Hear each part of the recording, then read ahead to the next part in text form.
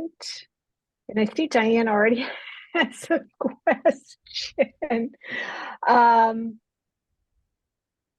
Go ahead. You know what I'm looking for. So I'll continue and I'll see if you answer the question. Thank you. Okay. Allyson, I'm not going to be able to get to my notes, so okay. I can leave. I'm going to let me get into the presentation. I'll let you start, and then I will see if I can get into them another way. Okay, so we wanted to share different frameworks and lenses that you can apply to your assignments to enhance information literacy components and take students beyond the idea that a research paper is the only form of information literacy. And in the description, we invited people to bring assignments. So for us to best manage our time, how many people brought assignments that they wanted to discuss? You can just do like a thumbs up if you did bring an assignment, because we want to make sure that we have time to cover that. Oh, great. Okay. Okay, good. And this is something that, you know, we want to leave some time at the end that we can talk about ideas if people have questions, if you have things that you want to share, if you have a really great assignment, you know, can talk about that as well. So Kathleen, do you want to run the slides? Mm-hmm. So one of the big things that has happened in the last 10 years of information literacy is that it has really been guided by the ACRL information literacy framework. So this is looking at information literacy more as a meta literacy, looking at it with a focus on metacognition and diving into these areas a little bit more critically, and you know, looking at them from, you know, the complexity that they include. So the first one is authority is constructed and contextual. Kathleen, if you want to change the slide, I'll give you guys a minute to look over this. But I think a lot of times we talk to students and we use scholarly journal articles, and one of the things that the frameworks are really stressing is that, you know, we also want to look at context when we're talking about authority, and have students understand different types of authority, such as subject expertise or a societal position or special experience, and being able to use those research tools and indicators of authority to determine credibility of sources, but also developing an open mind, encountering different and sometimes conflicting perspectives, as well as having an awareness of their own bias and worldview. And the second framework is information creation is a process.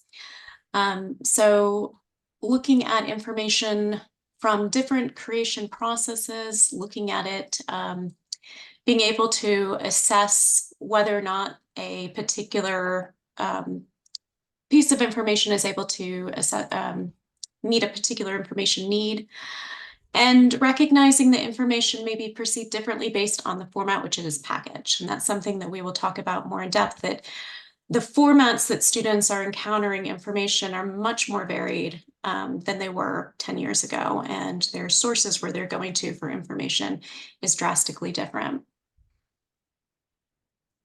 And next slide. I think the comm department has done a good job of addressing that as they start looking at media literacy in a broader scope about that. Yeah, and media literacy really falls right into kind of that meta literacy, information literacy. I think that definition has expanded to incorporate different types of literacy as technology has changed. So information has value, thinking about giving credit for original ideas through proper attribution, recognizing issues of access or lack of access to information sources, having an awareness of that, and respecting the original ideas of others. So not just citing for the sake of citing, but really having an understanding of the time and skills it takes to produce knowledge. And then one of the things that is key about the frameworks is looking at students not just as consumers of information, but also that they are contributors to information. And that's a shift between this idea of students just, taking it and they're also producing it. Kathleen, did you want to do slide 6 or do you want me to continue? You're muted. Yes, I figured out a way to do this, so bear with me unless the dogs start barking. I think this one, research as inquiry, is really where a lot of us see, the research paper and where we go, oh, this is where I need the librarian to help me. This is where we look at different types of information, work on the scope of the assignment. This is where we rely on our, credit faculty partners to sort of address, this is why we get back to you and say, well, what kind of sources do you want? What do you call an academic source? Some folks consider that anything from the database. Some folks consider that peer reviewed. And then working to gather ideas, put them together, and then share new ideas and build upon the information that the students have located. This is where we try to show students that this is never finished. You are always researching, developing ideas, and you may have similar research questions throughout your academic career, something that may have caught your interest, maybe as a sophomore in sociology is what you end up, developing into a master's or a doctorate question. Next one is scholarship as communication. This is where we talk to students about building on the ideas of other researchers and scholars and sort of taking the information that they have and creating something new with it, building something new. This is, again, where they begin to have some ownership of their scholarship and their research, and then how they're going to share it and present it and contribute to the field and build on the field. Sometimes we hear from students, well, there's nothing new on this, or everybody's already researched it. And that's where we like to work with them and pull together different articles or different research papers and say, what do you think about this? Just take a few things and look at one aspect of it. How does it apply to your life, or maybe where you live? What makes it particular to Adams County versus, Dauphin County? And that's one reason we do like to have the different research appointments and time with the students to sort of draw out what they want to do with their scholarship. Searching as strategic exploration. I'll give you a little time to look at that. I think I'm going too fast.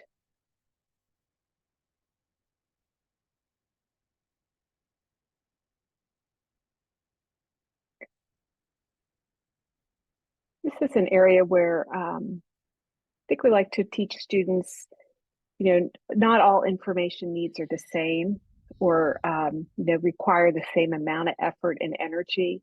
And there's a variety of information sources out there that they can use for different topics and different, projects or presentation.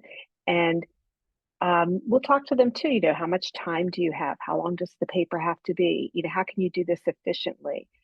Students often feel like they have to search forever and, get completely, 100% of all the information into their paper. And this is where we talk about, what interests them, what do they want to highlight about the topic. We teach them, this is where we teach the specialized vocabulary for the different areas that they're researching in, whether it's, sociology, chemistry, biology, and so that they become knowledgeable in the field that they are interested in.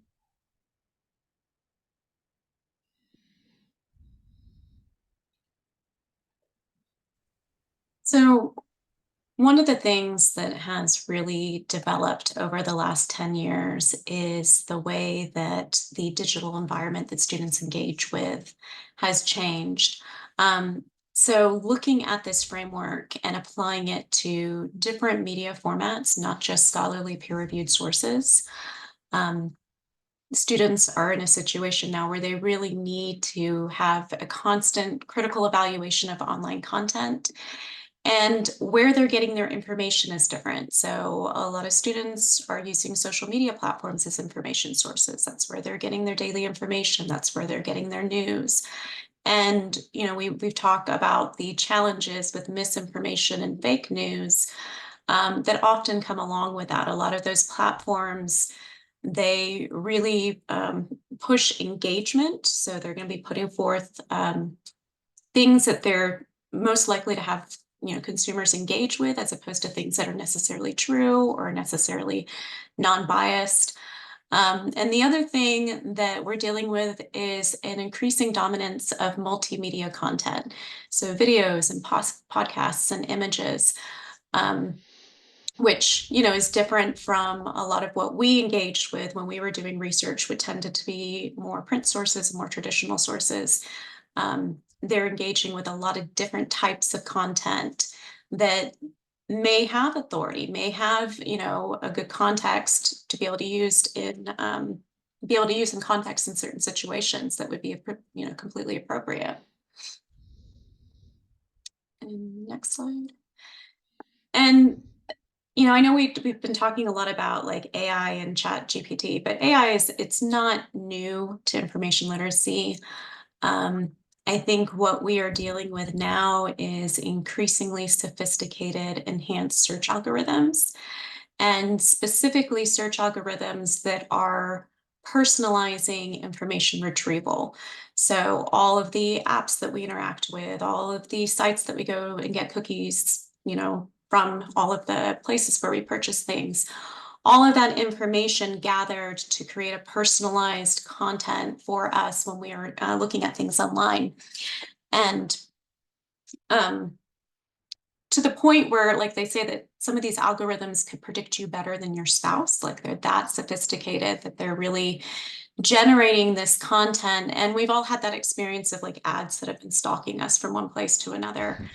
So the challenge with that is it creates filter bubbles. So if we are constantly having this personalized content and there is that pressure on what is most likely to be engaging, looking at engagement and marketing as opposed to, you know, truth seeking.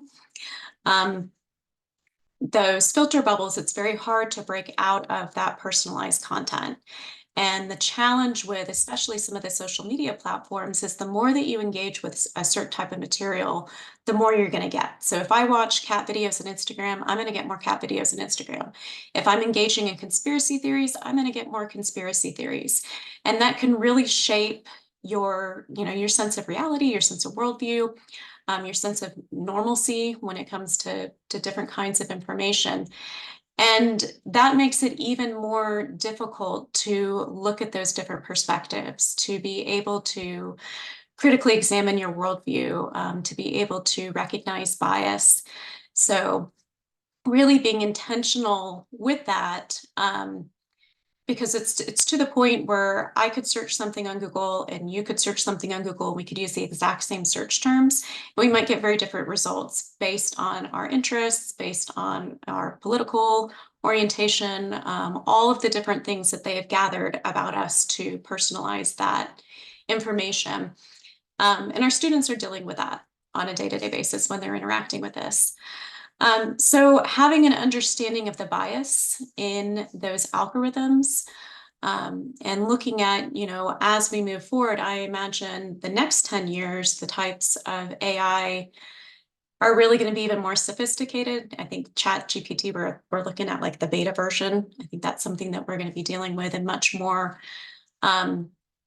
prevalence. And having that idea of being able to look at that, where is that information coming from, that when it's generating information, what is being included in that conversation, what's not being included, all of that creates a potential for some real critical thinking about that information. And yeah, Andrea says deepfakes are getting better and better. Some of those are really convincing. The technology that has evolved with being able to create images and videos that look and sound totally real.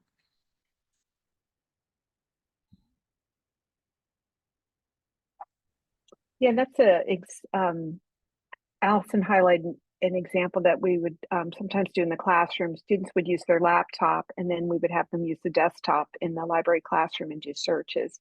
So it'd be right in front of them how different the search results can be. Something that we've been working on in the department for probably, well, we presented on this in 2018, but scaffolding information literacy. There's a lot of conversation around, what do students know when, how many, I think some of us think like, oh, okay, they've had it in English 101, that's all they need. They really need to build on a foundation of the introduction to the library services, basic search strategies.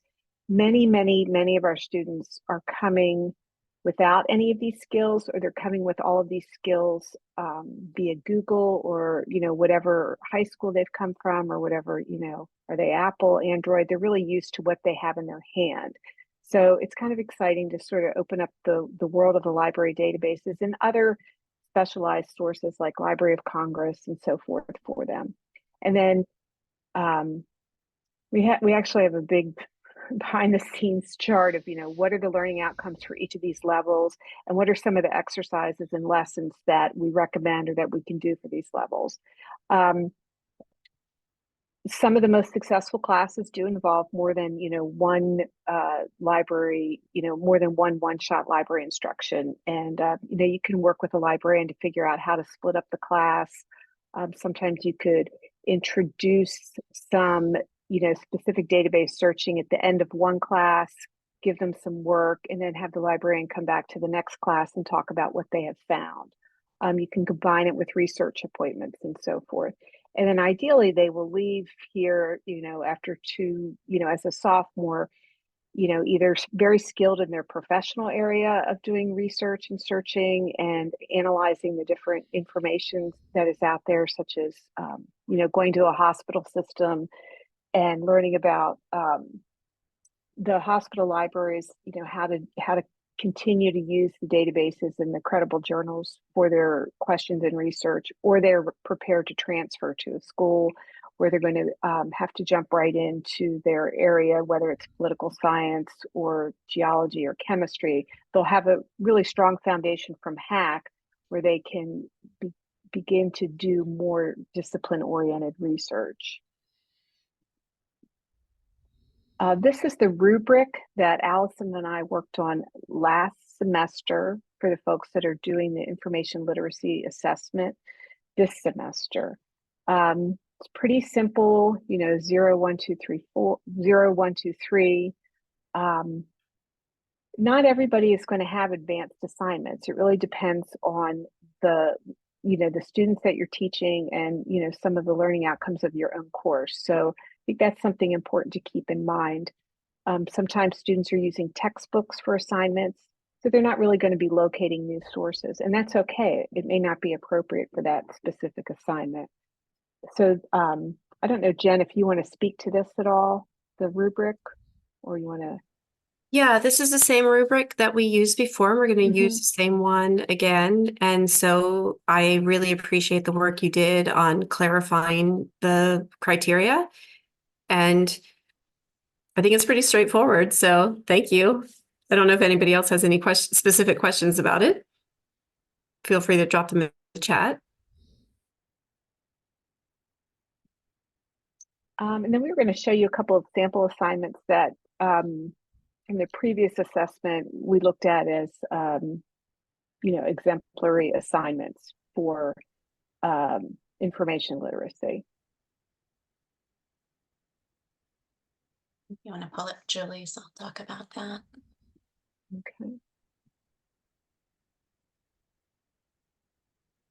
So this is an assignment that I worked with Julie Shepard in her classes with this assignment. And I really like this assignment because it's hitting all of those levels that we're looking for in the information literacy rubric. So they have to choose a topic. They're relating their topic to social justice or racial justice based on the hate you give that they are, first interacting with. And then she's very specific about what she is wanting them to find. So they need to have 5 sources. They need to be within the last 5 years. And telling the students the types of sources, so not just one type of source, they're using multiple different types of sources. So 2 scholarly peer-reviewed journal articles, 1 book with an indexed, and then 2 additional sources that can be popular sources. They can be magazines or newspaper articles or websites, but they have to be credible based on the standards that we discussed in class. And then they're using the MLA citations.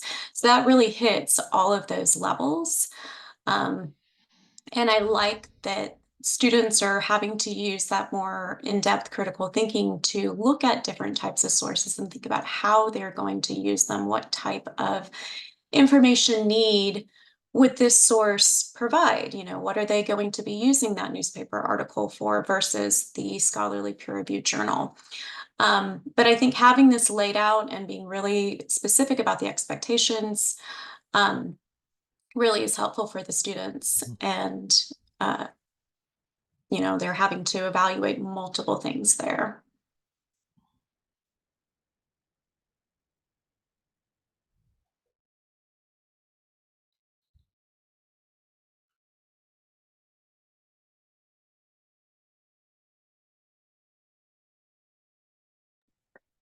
And this is an assignment that I've worked with David Bailey on, as have some of the other librarians. And this, I just was thinking, Diane, this might be something that your students might be interested in. The basic assignment is the students need to find a popular article that discusses research or a recent study or some new advance in a field. And I like this because it kind of highlights authority, who the speaker is or where the source is coming from. And it allows us to sort of talk about the difference between journalists who are professional writers. And then the second part of the assignment, they need to find the original article that the popular article is based on.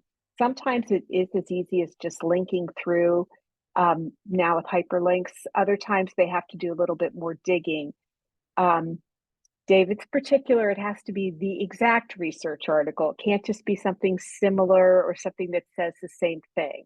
And so that's kind of interesting for students because we work with some of the different, you know, context skills. You know, where does it say the research is from? You know, do the study numbers match up? So they can understand, you know, really how the research article gets translated to, you know, the general public reader, how the language is different in the research article that's published in the scholarly journal, what's left out, what's included, you know, what the journalist decides to focus on. So that looks at, you know, packaging and the creation of information. We've had a really good time with some of these different articles that students have found. You know, what's kind of like a, you know, eye-catching research study that when you go to the original research article, you're like, oh, it really didn't make that big of a difference, or it didn't really seem that dramatic. And then it also shows them how to find the original research article and do the research in the different databases and so forth. And then this is just comments from students about post-library instruction, about you know, what the impact it's had on them and their studies, how they're going to use it in the future. This is just a general comment area that we log in those ACRL project outcome surveys that you send out. We have about 3 years worth of these, but you can see how they're looking at new information, new types of sources, learning how to differentiate between sources. I love the part-time student. I've been here for years and never knew we could get all this information. So you know, we kind of think, oh, students know all this because they hear it over and over again. That's not true. And I think, like, you know, like everybody else, students kind of check out, or they miss a class, or it's not relevant to them at that moment, so they don't pay as much attention. So I just wanted to include some of these comments. And now we are ready for your questions, comments. assignment questions, anything that we can help you with for this semester? Well, Kathleen and Allison, we did have a question from Diane Biddle at the front of the hour. So she wrote, "Hi all, I'm going to begin by asking my question up front. When we are asked to provide assessment data for info literacy, should the data be based on teaching info literacy, or can a research paper be used?" So do you want me to tackle that? Do you? I was going to say, I think that's sort of, Yeah. depending on probably more your area of expertise for the actual artifact. Yeah, so Diane, I might be interpreting your question not as intended, so correct me if that's the case. So first of all, for information literacy, so here's an example. If you teach a course and your students write a paper, that is not really what we're looking for, right? So for information literacy, we're actually looking for assignments that are a culminating experience after students have been taught how to locate, how to evaluate, how to incorporate, how to cite resources and information into whatever assignment you're asking them to do. Maybe that assignment is writing a paper. Maybe that assignment is something quite different. Maybe you want them to do an annotated bibliography. Maybe you want them to do a discussion post. It could be something very different. It could be something very creative and very authentic to whatever your disciplinary experiences are like. But the key here is information literacy should be taught and assessed, ideally in a formative way in the course before you're giving the students a summative assignment, which would be like a culminating activity. So Diane, did that answer your question, or was I way off the mark? No, hold on. Can you hear me? Yes, Yes. yes. Oh, okay, I unmuted. Okay. So we don't, so don't they learn information literacy in COM, in English? I mean, isn't that where it's taught? They do. And so our COM 101 faculty and our English faculty are swamped. They are getting hit hard with general education assessments. Yeah, because they teach a lot of things in those courses. And so Deb, I know, is here, and I know there are lots of English faculty and other COM faculty here as well.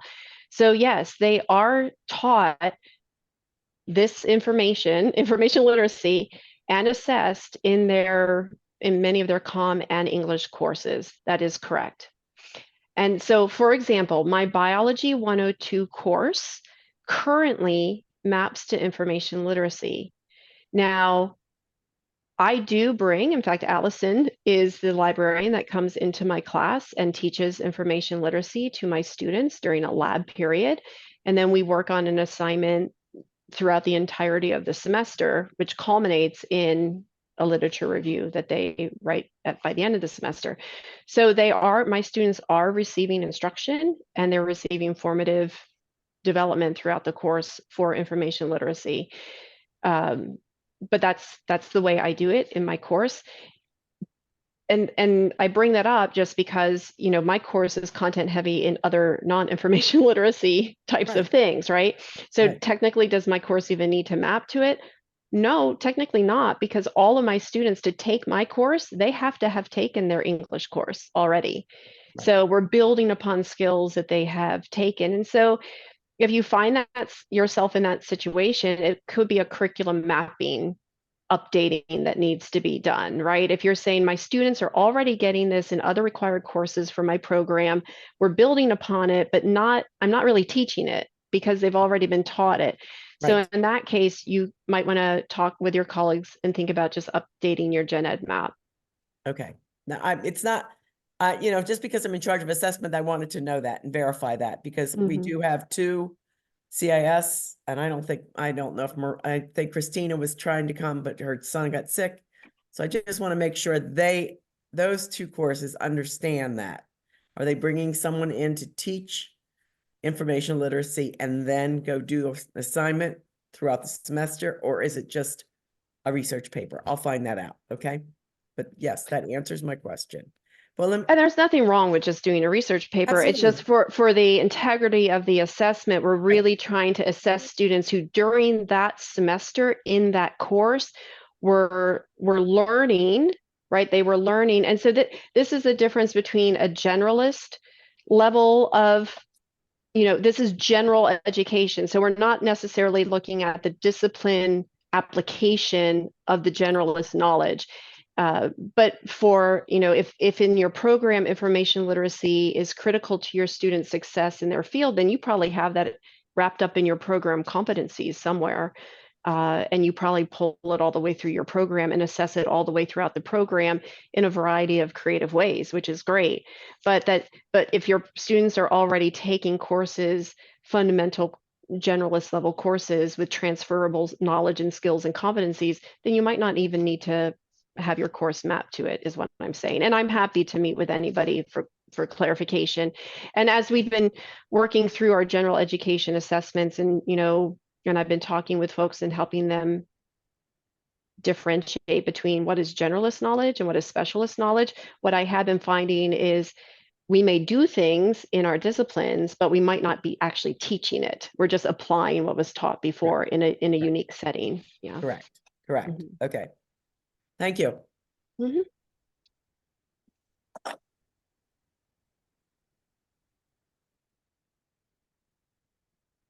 Any other insight, input, questions? Disastrous lessons, excellent lessons. We've all had disastrous ones. I had one, I'll just share. I think I actually got observed with this when I was getting tenure. I worked with the English faculty on the campus, and we did, I brought in 20 bags of miniature potato chips, and we had the students evaluate them. They compared what was in the label. They tried to figure out, some of them called the company to ask about it. Just here's a bag of snacks. What makes it all different? What kind of information can you find out? How far can you go? What do you want to share about this? And it was just an easy way to kind of get them thinking about things differently without the research paper looming. Deb? Oh, I thought you were going to finish the story. So I'm like, is there more? Oh, just that it was fun. And they evaluated, they wrote it up. That's cool. They had a lot of different thoughts about, the information they had gotten about the product, the history of the product. And it was just sort of, I think they worry so much about writing a paper, and now there's just so many ways to enhance writing a paper without as much effort. So I think sometimes we try to look at different ways to assess, even if it's just, an activity in the classroom. So, all right. So 2 things. So, I use SIFT. There's a SIFT to stop, investigate, find, other. I call it other coverage because I don't think better is the right word for that. So I use other, and then trace to the original. And that has been fabulous, eye-opening for students. I have them do a demonstration. But so this is just kind of a global, as you're talking about this scaffolding information literacy, could you envision that a very long-term assignment in a course embodies the scaffolding of information literacy, which would culminate in a large presentation?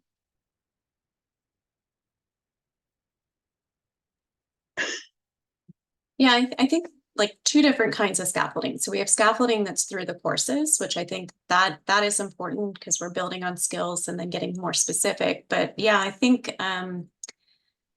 definitely breaking up the assignment throughout the semester seems to really benefit students, where they're having to, look at things. Maybe they do like an annotated bibliography and building towards that final project.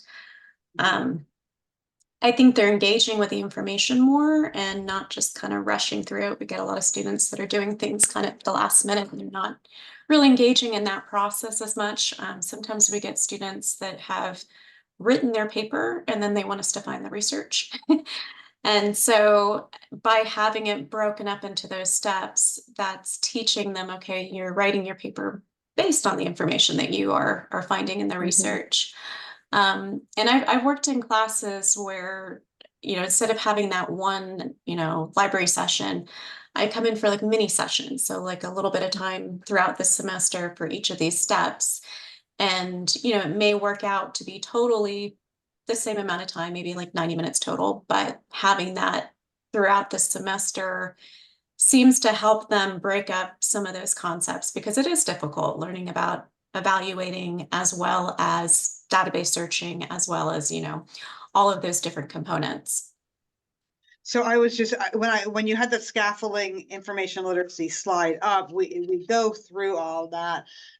So for an informative presentation, but it's so small, and I just, I'm always re-envisioning my class, and I'm like, oh, what if I piloted in the fall doing this for the informative presentation that would be like, it's normally probably a 4 to 7 week process from start till finish. What if I expanded that so that we could hit all those parts in that slide that you had about scaffolding? So all right, okay. I may be reaching out to somebody just for some ideas. I'm a summer reviser person, so let's see. Okay. Well, and Deb, I don't teach, informative speaking, but in my course, that's literally what we do. Like everything is chunked out into individual little steps all the way throughout the course, culminating in the final assignment at the end. Yeah. So an informative speech where the teacher, not the preacher, which is a really, really hard concept for students to understand, because so much speech is persuasive. And so I have for many years, it has been noun, person, place, object, event. That's it. That's what you can do. So it has to fit into one of those categories. This semester, I'm changing it up a bit, so judgment held on that one. But what I'm really envisioning is, what if we could do an informative speech? Let's take a fake news story, right? Let's take, like, here, I saw this TikTok. And, my kids are notorious, like, oh, I heard about where TikTok. Then I go watch the video. I'm like, who is this person? Like, now I got to go do 6 steps of research, try to figure out what's going on. Wouldn't that be a really interesting, informative presentation that takes us through the process? That's what I'm envisioning. I think it'd be excellent. Okay, so I'm going to need some help with that. So there'll be some takers, right? Okay, excellent. Okay. And I think our students, in some ways, they're like geniuses about sifting through information, and then other ways, they really take a lot for granted, depending on who's presenting it or if it matters to them. And I have found more and more recently, last few years, if it doesn't matter to them, they don't care. And you know what? That's all right, because if it doesn't matter to me, I don't care either. So I think, you have to have that mix of getting them something that they're, finding something they're passionate about and they want to learn more about, versus trying to, you don't want to grade 40 different areas of expertise. So I think there's a lot of opportunity there.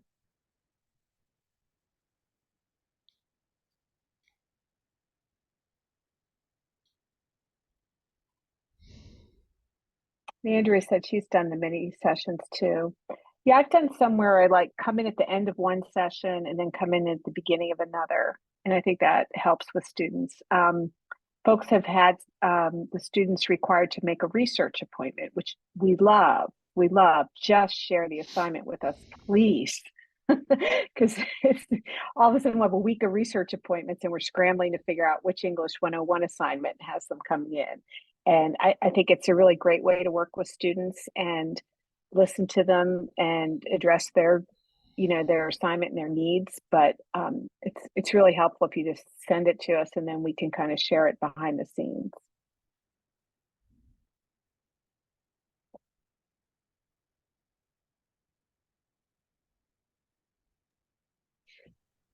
Kathleen, did many people, I wasn't looking at the gallery view, when you asked if anybody had brought an assignment, were there many folks that brought assignments? And if you did bring an assignment, if you'd like to share it or get feedback on it, we've got or an a idea. nice group in the room.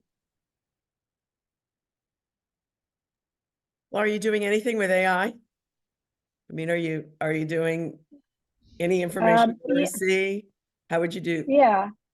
Well, Jess Gardner and Caroline Mellinger were working together on an assignment I saw where I saw that. saw I that saw one. that. Yes. Yep. So let me add, okay, and I saw that and I really liked it. I mean, they did one that I can see where you're going out and you're really doing, Mhm. is it biased? Do you know, there was a data bias? Do you know, they really did look at that source.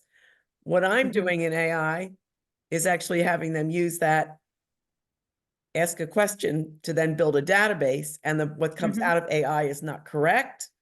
So is that sort of a little bit of information literacy in the fact that they're using a database. They're not going to many databases. They can go to different ones, but they're really only required to go to one.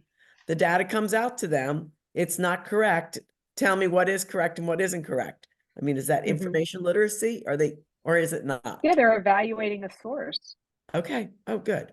Mhm. All right. Perfect. Yeah, you're good. All right. Was not going to include that, but now I will map to that. Now see, here's the thing. My course, I do that for my final project, but not everyone is required to follow that. Mhm. So even if you map to one course, can one faculty provide assessment data and the other one not? That's up to Jen. So if a course, so the mapping should be determined by the faculty collectively that teach the course. Mhm. Okay. And there should be then some type of agreement with what is plausible and feasible and authentically reflective of the learning that's taking place in the classroom. So that really is a discussion to have with your colleagues that are teaching the course. And you might come away from that discussion saying, well, we don't agree that, and we're not applying this consistently across all of the sections of this course that are being offered. So maybe we shouldn't map to it. Or maybe you come Mhm. away from that discussion having shared some of the different assignments that some of you are doing, saying, hey, let's make an assignment pool and let's just all agree to kind of maybe work with these sample assignments. And because you don't have to all have the same assignment, Right. but you all do need to be teaching and Okay. assessing it through Okay. some assignment, right? All right. Perfect. That answers my Mhm. question, Jen. Thank you. Andrea, do you want to talk a little bit about the AI that in the English 101 class? Yeah, sure. So, Thank you. yeah, usually this isn't the class that I go to isn't new. An English faculty member has me come in and talk about, plagiarism and academic honesty. And there's obviously been a lot of discussion about generative AI. I recently went to a library conference. A lot of the topics were talking about generative AI. And so I've had some faculty ask me talk about that in the classes. And it ties in really well with information literacy. Before I gave them more definitions, so they knew what I was talking about, because a lot of students don't know what it is or haven't even heard of Chat GPT as an example. So I give them a definition of what it means. We talk a little bit about it. I had them break up into groups to talk about the pros and cons. It could be specific to college, but in this case, I was like, let's just see how it goes and we'll just talk about the pros and cons in general. And it really opens up that discussion talking about how information that you find on there is not trustworthy. And students kind of already have a sense of this, to be honest, right? Like when I talk to them about, accessing information online, I'm like, what's something that you have to think about? And we talk about, it's a great way to talk about evaluation. And they have so much to say about it. So both of one was an in-person class, one was a remote class, and it went really well. And, like I ended it with, okay, like, why am I talking about generative AI and plagiarism and academic honesty, and talking about how, even if the content that's being created is not, able, because they even brought up, copyright. infringement and it's not copyrightable because it's not created by a human, an individual, but talking about how, yes, it is still considered plagiarism if you're not citing that source.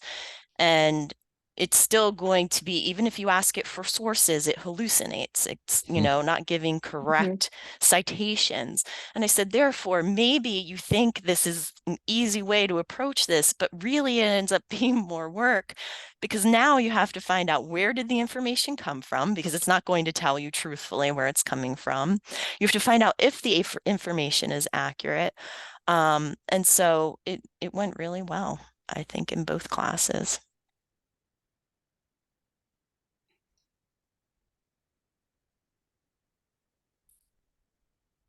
James, go ahead. Okay, I've been trying to figure out how to ask this question. Good to see you. Yes, good to see you too. My question concerns some of the students that I have when it comes to fake news and that kind of stuff that tend not to read. A lot of them say they don't, not a lot of them, but some of them say they don't like to read. Some of them say they don't read. They don't have time to read. My concern is building their skills at dealing with research and ferreting out the truth from the untruth does require a person who reads. So how can that be addressed as So far I as think information literacy is concerned? it's hard. I mean, there is definitely. I mean, I grew up in a household that had the newspaper coming, the magazines coming, Book of the Month clubs from Campbell, PA. So I think some of it is sort of encouraging the students to recognize they are reading on their phone. They're reading articles on their devices. I think they get a mixed message that it doesn't count, but I think it's sometimes it's like, well, what are you doing on your phone? What are you reading? And I'm always surprised. A lot of them have subscriptions to newspapers on their phone, or they are reading, things on their phone. So I think sort of building up their confidence that way. And then again, and this goes back to, working with elementary school kids, is really figuring out what are they interested in reading. I do think they are overwhelmed, overloaded, and sick and tired of the constant news cycle, news, however you want to, that cycle. So asking and seeing, what do you focus on? What do you read? And then sort of teaching them how to curate their sources, what they're interested in. Do they go to the same reels or TikToks and so forth? It is one of the things that all of these book challenges make me very sad about is we have just we've lost that just joy of plain old reading. Like, I don't care what people read. I mean, you can read. My mom taught math for 40 years and read Harlequin romances all the time because she needed to turn her brain off. And I think encouraging students, there's different ways to read. There's different value in different, that's still valuable, and sort of promoting that. I think some of our students feel really intimidated. They have these smart professors, they have these thick books, and, they didn't have a positive school experience, or they didn't have a positive library experience. So I think it's really important to encourage that and promote that, and, support your K through 12 friends who are trying to do that lift and get that reading going. But it's hard. I feel like there's many times the librarians are, working with students, and we put something in front of them and we're like, you just have to read this. And they don't have the confidence, or they maybe there's a vision issue. But it's a lot different now. They're not holding the material. Everything is on the screen. So it could be the OED, or it could be, a Harlequin. It's on their screen. And so that's why that evaluation piece is so critical. And another question, since I got when it comes to the harmful social media, because it's all in the news a lot. People committing suicide, so forth, so cyberbullying and all other kind of stuff. Um, how do you how could one deal with that in the classroom? Not encouraging them to read or just simply saying don't do it, but it's hard to ask the question. But that's another concern of mine, because when I ask them, what do you read? Or what do you like to read? What I ask them, what's your favorite book? And I get all kinds of answers. And a lot of them will type in or tell me social media. I don't know what that really means, actually. That's a good question. I'll jump in. I would go ahead. So I have a challenge, and something that I've been really making a conscious effort to do is to not call it social media, because it's not media. It's a digital speaking platform. It'd be no different if you went out in the quad here in Harrisburg and just shouted as loud as you could to a bunch of people and see where it sticks, right? It's not media. Media does have some thought behind. I just think that we need to kind of maybe draw a bit of a fuzzy line between media in the sense of the New York Times or the top grossing movie and these digital speaking platforms. That we're all media. That's it. Yeah. So sometimes I have found like just reshaping that, like just shifts their thinking a little bit for at least a period of time. Some of them are smarter about it than we are, I think. They are better at limiting. They grew up with it in a sad way. So, they're better at dismissing it, though I think sometimes they dismiss a lot. Christine has a good tip for her class. Did you want to speak to it, or you just?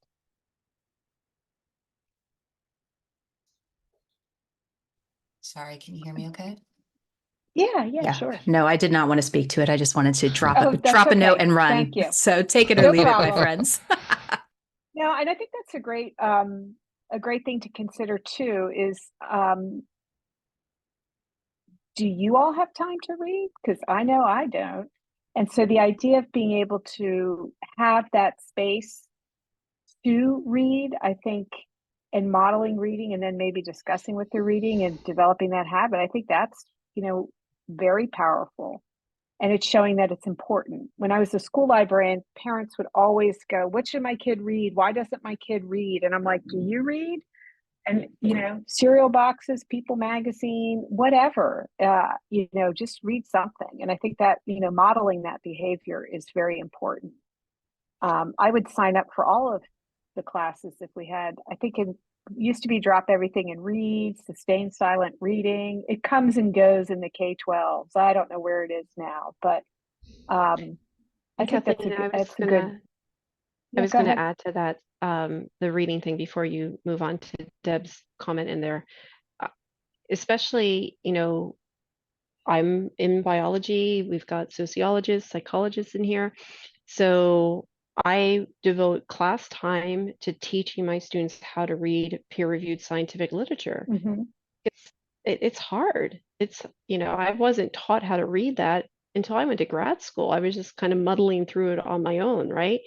So I am very intentional with devoting class time to teach students how to dissect and how to read that type of literature. And every discipline has its own genre, right? Its own slant on whatever is the most acceptable form of publication. So yes, I applaud your comment, Christine. Agree with it, even in the context of non-English courses. It's a great suggestion.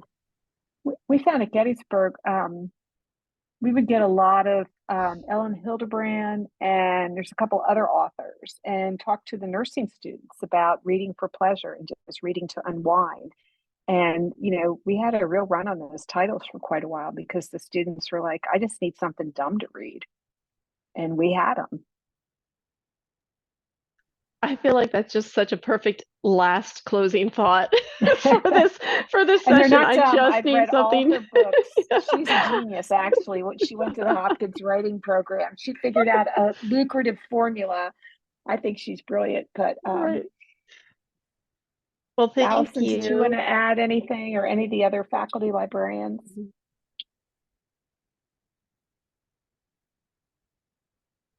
All right, so we're at 4:30. Thank you, everybody, for popping in. I will upload this recording in the information literacy shared Google folder, and that you can access through the assessment forum, general education, information literacy.